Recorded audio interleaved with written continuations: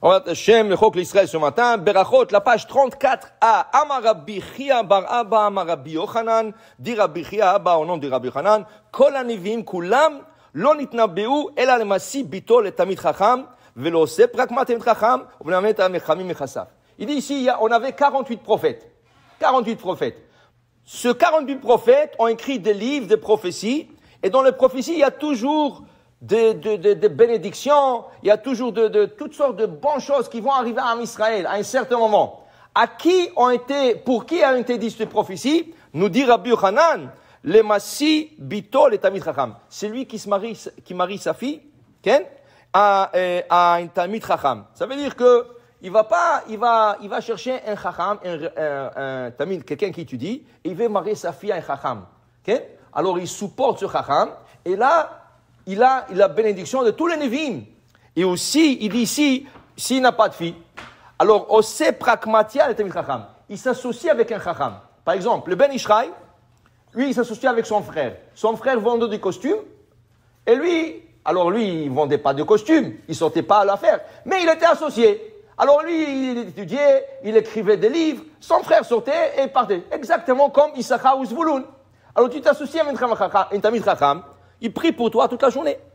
Et toi, tu te fais le business, alors tu as la bracha alors tu as aussi le brachot de Nevim. Et après ça, c'est lui qui partage ses biens matériels, ça veut dire le maaser et tout ça, avec des Talmidei Chachamim. Il dit ici, aval, Talmidei Chachamim atzman, ain lo ra'ata Elokim zulatecha.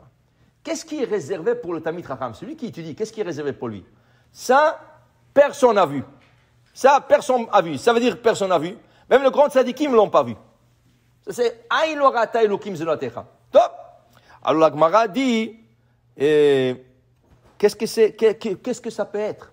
Qu'est-ce que ça peut être? Quelque chose que jamais personne n'a vu. Même le grand tzadikim ne l'ont pas vu. Qu'est-ce que ça peut être?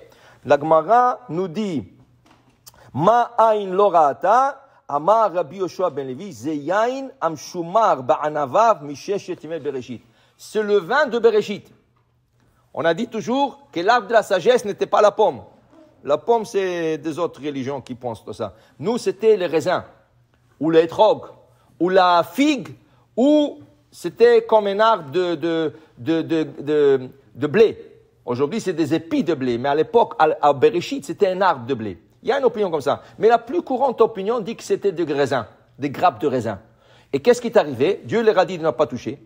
Il a planifié Hachem que juste avant Shabbat, qui prend Adam les raisins, il les presse, il fait du vin, et il fait le kiddush pour vendredi soir. Mais 1 heure avant, ils ont mangé, c'était trop tard. Okay? Maintenant, ce vin-là, Akadosh Baruch Hu l'a réservé. Pour quand? Pour le temps de Mashiach. On est déjà à 5700 et quelques.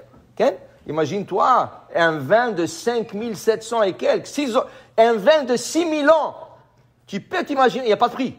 Il n'y a pas de prix, il n'y a pas de goût qui peut décrire ça. Ça, il te dit, celui qui étudie la Torah, Hachem l'a réservé. Mais même les tzadikim n'ont pas goûté ça. Pourquoi? Parce que ça, c'est la souda de Mashiach. Donc, personne ne l'a goûté. Même le grand tzadikim ne l'ont pas encore goûté. Ça va être goûté que dans le repas de Mashiach. Avec un bon poisson, qui est la baleine. Okay? La baleine cachère. Parce que la baleine, aujourd'hui, dans la mer, elle n'est pas cachère. Mais la baleine de Bereshit, qu'Akadosh Baruch Hu a créé un couple, et il a pris la nekeva, la femelle, il a préservé pour le tzadikim, okay? Et là, tu as un bon poisson avec un bon vin, tu peux même pas t'imaginer qu'est-ce que c'est, Bernard. Tu vas même pas avoir une idée. Okay? Dit la Gemara, ça c'est Ain lo ra'ata Elokim zulatecha. Il dit ici la Gemara, Rab Shmuel bar Nachmani Amar, c'est Eden. Non, tu sais qu'est-ce que j'ai jamais vu? Eden. C'est Eden. Dit la Gemara, où Adam et Ève ont vécu, Gan Eden, le jardin de Eden. Alors, si je te dis le jardin, c'est pas la maison. Donc, si on parle du paradis de Gan Eden, qu'est-ce que c'est le Eden lui-même? Même Adam et Ève n'ont pas vécu là-bas. Eux, ils étaient dans le jardin. Imagine-toi, le paradis que tout le monde espère d'arriver, c'est rien que le jardin de Eden. Ça, il dit Rav Shmuel bar Nachmani, le tzadikim, ceux qui étudient la Torah, auront le mérite de voir ça à la fin du temps, quand Mashiach il vient, de voir qu'est-ce que c'est Eden. Mais Gan, il y a tzadikim qui vont au Gan Eden, il y a tzadikim qui étudient ça Gan Eden, mais le Eden, Aïn lorata elokim zulatecha, personne, Hachem l'a dévoilé à personne qu'à la fin de temps. Okay? Ah, Adam Arishon, Echanaya, où était Adam Arishon, dit la Gemara? Non, Bagan. Okay? Ah, peut-être c'est le même endroit. Peut-être Gan Eden c'est Eden. Non, dit la Gemara, parce que c'est écrit, Vena'ar yotse me Eden, le'ashkot et Hagan, un verset clé dans la Torah, et le fleuve qui sortait de Eden pour irriguer le jardin. Donc, le fleuve, il sortait de Eden et il irriguait Gan Eden. Donc, tu comprends textuellement, c'est deux endroits différents et c'est ça que tu espères arriver, avec l'étude de la Torah, d'arriver à voir et goûter de ce vin de 6000 ans et avoir ce Eden. Qu'est-ce que c'est? Qu'est-ce qu'il peut avoir comme plaisir dans ce jardin? Baruch Adonai le'olam. Amen ve amen.